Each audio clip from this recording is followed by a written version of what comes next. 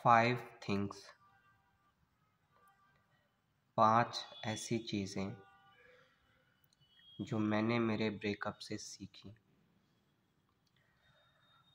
और आज मैं ये सोचता हूँ कि काश ये चीज़ें मुझे ब्रेकअप से पहले पता होती तो शायद मैंने अपना उतना कुछ नहीं गंवाया होता जितना कि मैं गंवा बैठा इन सब चीज़ों के ना पता होने से। शायद तो मैं अपनी उतनी बेइज्जती नहीं करवाता जितनी की बेइज्जती मैं करवा चुका था। तो बिना टाइम वेस्ट किए डिस्कस करते हैं 5 मोस्ट इम्पोर्टेंट थिंग्स जो कि ब्रेकअप होने के बाद हमें पता होनी चाहिए। अच्छा, वीडियो में आगे बढ़ने से पहले मैं आपको ये बात पहले ही क्लियर कर देता हूँ कि ये 5 पॉइंट्स उस टाइप के ब्रेकअप पे लागू नहीं होते हैं जो कि आपकी गलती की वजह से हुआ हो। जैसे कि अगर आपने कोई चीटिंग करी है अपने पार्टनर के साथ तब जब सामने वाला छोड़ के जा रहा है, या फिर आपने कोई ऐसी बड़ी मिस्टेक कर दी है जिसकी वजह से उस सामने वाले का दिल टूट गया और तब वो ब्रेकअप कर रहा है, तो इस तरीके के ब्रेकअप पे ये पॉइंट्स लागू नहीं होते हैं। ये इस तरीके की स्टोरी पे लागू नहीं होते हैं। ये जो 5 पॉइंट्स मैं डिस्कस कर रहा हूँ ये लागू होता है अपोजिट पे, यानी कि आप वो पर्सन है जिसके साथ धोखा हुआ है। ये 5 पॉइंट तब लागू होते हैं, उस ब्रेकअप पे लागू होते हैं जब सामने वाले ने आपको धोखा दिया है। अगर तो ब्रेकअप का रीज़न धोखा है ना, चीटिंग है, तो ये 5 पॉइंट्स लागू होते हैं। सबसे पहली चीज़ और सबसे इम्पोर्टेंट चीज़ जो ब्रेकअप के बाद, धोखे में हुए ब्रेकअप के बाद हमें नहीं करनी चाहिए, वो ये है कि हमें उस इंसान के आगे कभी रोना नहीं चाहिए, कभी गिड़गिड़ाना नहीं चाहिए, कभी उसके आगे भीख नहीं मांगनी चाहिए कि वो इंसान हमारी ज़िंदगी में वापस आ जाए। अगर तो वो इंसान आपको धोखा दे के गया है ना, तो भूल कर भी ये गलतियाँ मत करना। ना तो उसके आगे रोना, ना तो उसको ये दिखाने की कोशिश करना कि तुम कितना प्यार करते हो, ना तो उसको वापस बुलाने की कोशिश करना कि आ जाओ मेरी ज़िंदगी में, प्लीज़ आ जाओ। ये रोना धोना बिल्कुल मत करना। देखिए, मैं आपको एक चीज़ साफ साफ बता दूं कि उस इंसान ने आपका प्यार भी देखा है, उस इंसान ने आपको भी देखा है। अगर तो वो आपकी इंसल्ट नहीं करना चाहता, अगर तो वो आपको सच्चा ही प्यार करता, तो आपको छोड़ के कभी जाता ही नहीं। और अगर अब वो चला गया है तो प्लीज़ आप अपनी इंसल्ट मत कीजिए, क्योंकि एक बात याद रखना, जब वो इंसान आपके पास आया था ना, तो उसने आपको छोटा नहीं देखा होगा, उसने आपकी एक इमेज देखी होगी, उसने आपका एक लेवल देखा होगा, उसने आपकी एक पर्सनैलिटी देखी होगी। तो इस गलती में, इस वहम में मत रहिएगा कि आप रो के, छोटा बन के और गिड़गिड़ा के उसके आगे उसको वापस बुला सकते हैं। नेवर।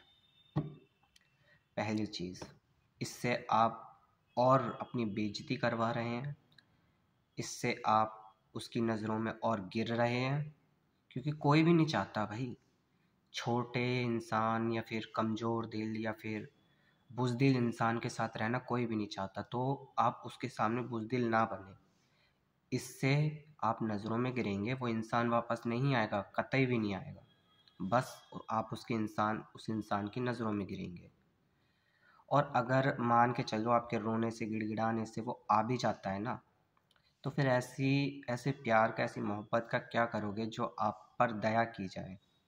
ये वास्तव में उसका एक्चुअल में आपको प्यार करना नहीं है, अगर वो वापस आ भी जाता है इन सब चीज़ों को देखकर।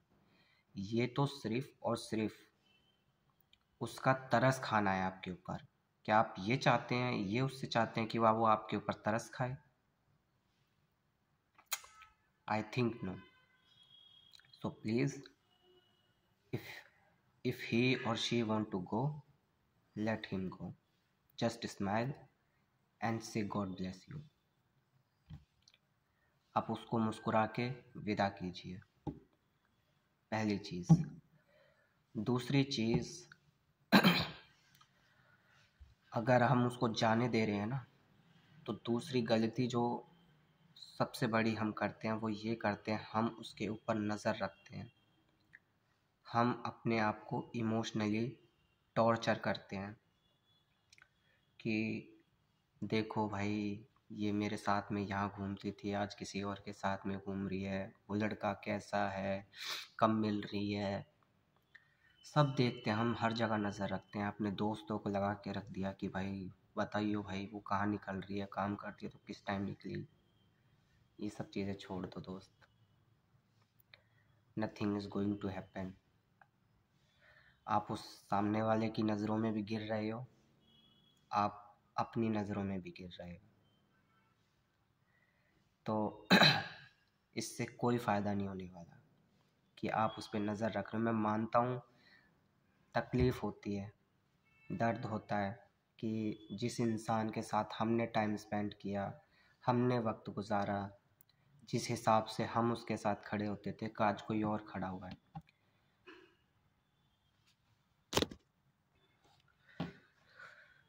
तो दोस्त, क्लियर वर्ड में एक बात बोलना चाहूँगा कि आपने वक्त गुजारा, उतना वक्त आपका था।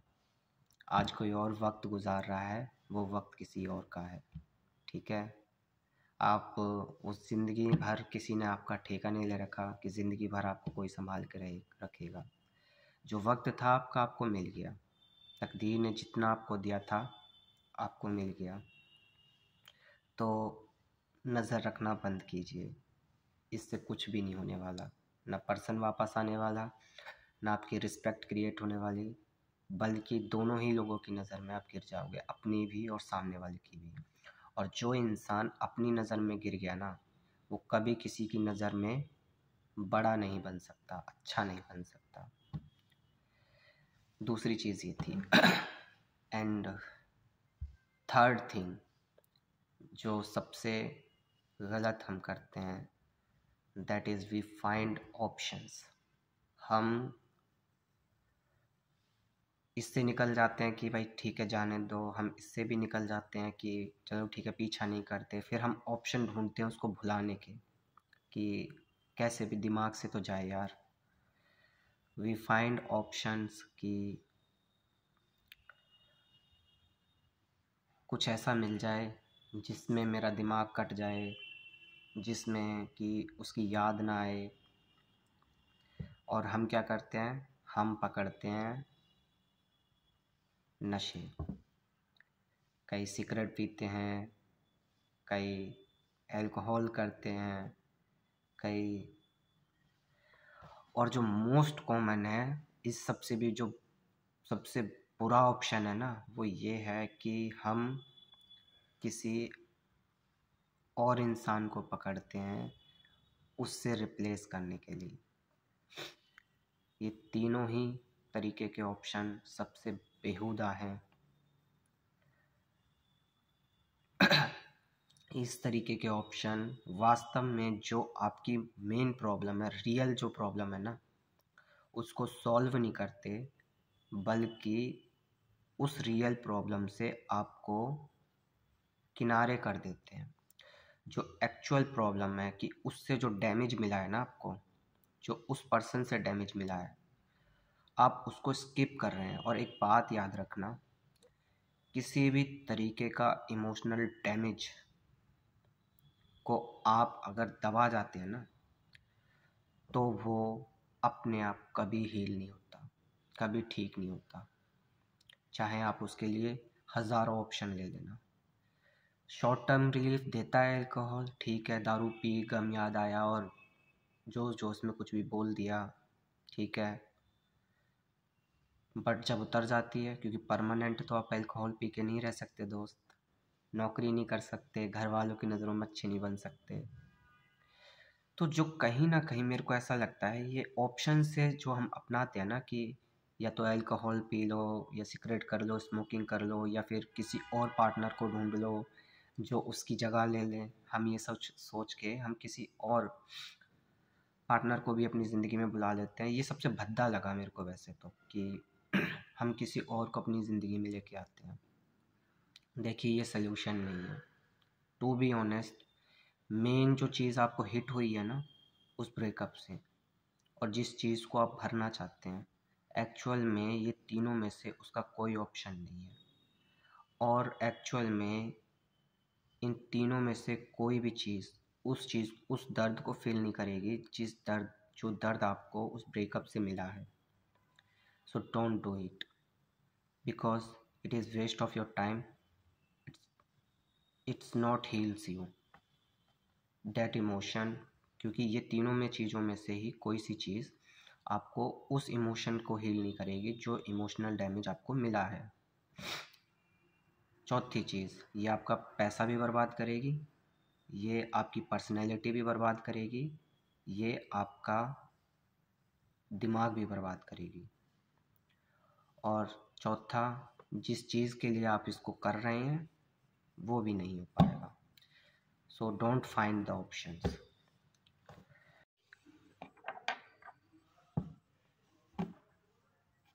दोस्तों, वीडियो में मुझसे एक पॉइंट स्किप हो गया था, और उस पॉइंट को मैं इस वीडियो को बीच में से स्किप करके ऐड कर रहा हूँ। फोर्थ पॉइंट वो ये था कि डोंट ब्लेम योरसेल्फ।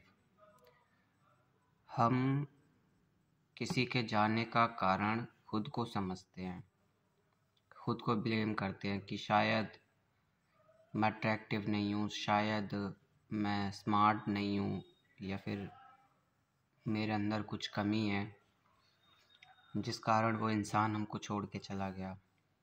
मैं एक बात बताता हूँ, अगर आपके अंदर कोई कमी होती या आपके अंदर कोई प्रॉब्लम होती ना, तो वो इंसान आपकी ज़िंदगी में नहीं आया होता। क्वालिटीज़ आपके अंदर थी, इसलिए ही वो आपके पास आया था। हमारा ह्यूमन नेचर ऐसा है कि जब हम किसी चीज़ से पहली बार मिलते हैं, हम एक्साइटेड होते हैं, हम किसी चीज़ को पहली बार देखते हैं, हमें एक्साइटमेंट होती है। मगर धीरे धीरे जब हम किसी चीज़ से फेमिलियर हो जाते हैं, तो वो चीज़ हमको उतना इन्जॉय नहीं दे पाती, उतना इंटरेस्ट नहीं दे पाती। तो ये कारण होता है कि वो इंसान आपको छोड़ के जा सकता है। मगर यहाँ देखिए, अब ऐसे तो आप ये बोलेंगे कि हर किसी का इंटरेस्ट एक बार एक टाइम पे आके चला जाने, तो क्या हर कोई तो नहीं जाता? तो फिर यहाँ इंसान के कैरेक्टर की बात आती है। देखिए, आप खुद को ब्लेम करते हैं, खुद को ब्लेम करने की ज़रूरत नहीं है, बल्कि यहाँ बंदे के कैरेक्टर को देखने की ज़रूरत है। क्योंकि एक दिन इंटरेस्ट सबका कम हो जाना होता है। देखिए, जिस इंसान को आज हम पसंद करते हैं ना, अगर वो इंसान हमको मिल जाए, तो एक समय धीरे धीरे करके ऐसा आता है कि वो इंसान हमको नॉर्मल इंसानों की तरह लगने लग जाता है, जबकि शुरुआत में वही इंसान हमको बहुत इंटरेस्टिंग लग रहा होता है। लेकिन ये बात सबको पता होती है, मगर इसके बावजूद भी अगर वो इंसान आपको छोड़ के जाता है ना, तो वो उसका कैरेक्टर होता है। क्योंकि इंटरेस्ट या फिर फेमिलियर हो जाने इसका मतलब ये नहीं होता है कि हम किसी और में इंटरेस्ट ढूंढें। तो कभी भी अपने आप को ब्लेम मत कीजिए कि मैं गलत हूँ, क्योंकि ये ना सेल्फ टॉक होती है, ये हमारी साइकोलॉजी में हमारी सोच का हिस्सा बनता है कि जो हम खुद को बोलते हैं ना, एक्चुअल में हमारा मन हमको वैसा महसूस करवा देता है। फॉर एग्ज़ाम्पल, जैसे कोई लड़की हमको छोड़ के गई, तो अगर हम उसके जाने के बाद में अगर ये बात बार बार रिपीट करते रहते हैं कि मैं कुछ गलत हूँ, मैं हैंडसम नहीं हूँ, या फिर मैं अच्छा नहीं हूँ, मेरे में ही कुछ कमी है, तो हमारा मन है ना रिपीटेड चीज़ों को पकड़ता है। बेशक वो चीज़ें ट्रुथ हो ना हो, सच से उनका कोई लेना देना ना हो, मगर अगर सेल्फ टॉक हम खुद से करने लग गए ना, नेगेटिव सेल्फ टॉक, तो ये हमारे कैरेक्टर में साफ झलकने लग जाता है और हमारे कैरेक्टर को नेगेटिवली इम्पैक्ट करता है। तो खुद को कभी ब्लेम मत कीजिए। जो जाने वाला है उसका कैरेक्टर ऐसा था, वो इस टाइप का इंसान था। ये चीज़ें सबको पता है कि एक दिन हम जब चीज़ों से फेमिलियर हो जाते हैं, तो जब शुरुआत में मिलते हैं वो अलग तरीके से एक्साइटमेंट होती है, धीरे धीरे हम अलग एक तरीके की एक्साइटमेंट में उनके साथ में होते हैं। इस चीज़ को बेस बना करके अगर बंदा कोई छोड़ जाए ना तुमको, तो इसका सीधा साफ मतलब होता है कि उसका कैरेक्टर गलत था। That is it. हमारे माँ बाप होते हैं, हम उनके साथ में जन्म से लेकर मरने तक हम उनको प्यार करते हैं। हम तो उनको छोड़ के नहीं जाते। क्यों? क्योंकि हमको पता है कि वो हमारे माँ बाप हैं। वो इंसान आपको समझता ही नहीं था कि तुम उसके अपने हो, क्योंकि अपने इंसान को कभी छोड़ कर नहीं जाया जाता। So don't blame your self. और ये वीडियो का जो पार्ट है ना, मैंने बीच में स्किप करके बनाया है, तो मैं दोबारा से वहीं से स्टार्ट करूँगा जहाँ मैं पहले था। ठीक है? क्योंकि ये मैं 4th पॉइंट डिस्कस करना भूल गया था, उसके लिए सॉरी। आप आगे की वीडियो देख सकते हैं। अब जो सबसे इम्पोर्टेंट चीज़ होती है कि ब्रेकअप के बाद ठीक है क्या नहीं करना है हमें, हमने ये तो सुन लिया, हमें करना क्या है। तो 5वीं चीज़ है emotional intelligence. Read emotional intelligence, read psychology of breakup. ये सबसे बड़ा सल्यूशन है इस पूरे ब्रेकअप का, और यही जो असली हल है ना, जिसे आप सच में ढूंढ रहे हैं, जो सच में आपको तसल्ली देगा, वो ये है कि इमोशनल डैमेज के बाद या फिर ब्रेकअप के बाद ना, आप पढ़िए कि जो जगह आपको चोट लगी है वो कहाँ लगी है। आप रीड करिए इमोशनल इंटेलिजेंस को, क्योंकि ब्रेकअप के समय ना बंदा इमोशनली डैमेज होता है। तो जब आप ये पढ़ेंगे ना साइकोलॉजी ऑफ ब्रेकअप, या फिर आपको गूगल पे, आपको यूट्यूब पे, या फिर साइकोलॉजी पढ़िए आप, तो जब आप ये सब पढ़ेंगे ना कि भाई इमोशन कैसे डैमेज हो रहे हैं, उनको कैसे रिकवर करते हैं, ठीक है, या फिर कोई पर्सन हमारी ज़िंदगी से चला गया तो उससे रिकवर कैसे करते हैं, या फिर हम आगे ज़िंदगी में कैसे बढ़ते हैं, इन सब चीज़ों को पढ़िए। Rather than finding the option, rather than going behind to that same person, इन सब चीज़ों को ना करके आप ह्यूमन साइकोलॉजी को पढ़िए, आप ब्रेकअप साइकोलॉजी को पढ़िए, आप इमोशनल इंटेलिजेंस को पढ़िए। तो ये सब आपको जल्दी से जल्दी अंदर से हील करेंगी और आपकी पर्सनैलिटी को बेटर करने में मदद करेंगी। और इसका सबसे बड़ा फ़ायदा जो होगा पता है वो क्या है? जब आप अपने आप को ग्रो कर लेंगे ना, जब अपने आप को इमोशनली डी अटैच कर लेंगे उस पर्सन से, तो आपकी पर्सनैलिटी ना एक अलग तरीके से निखर के आएगी। और तब जब वो पर्सन जो आपको छोड़ के गया है ना, वो आपको देखेगा, उसको हिट मिलेगा। जो हिट आप उसको देना चाह रहे थे ना पीछे भाग के कि देख तूने क्या खो दिया, वो हिट ऐसे मिलेगा जब आप अपनी पर्सनैलिटी को ग्रो कर चुके होंगे ना, तब जो वो इंसान आपको देखेगा तो उसको इमोशनल हिट लगेगा कि मैंने क्या खो दिया। सो don't do this mistakes. Breakup होने के बाद देखिए, मैं आपको एक और लास्ट चीज़ बोलूँगा। जो इंसान आपको एक बार चीट करके चला जाए ना, धोखा अगर आपको दे दे, उस इंसान से मेरे हिसाब से एज़ पर मी कभी दोबारा कैचअप नहीं करना चाहिए। धोखे ब्रेकअप का रीज़न और हो ना, तो एक बार के लिए आप कोशिश कीजिए, लेकिन अगर ब्रेकअप का रीज़न धोखा हो, चीटिंग हो, तो उस इंसान से दोबारा कभी भी बात ना कीजिए। धन्यवाद।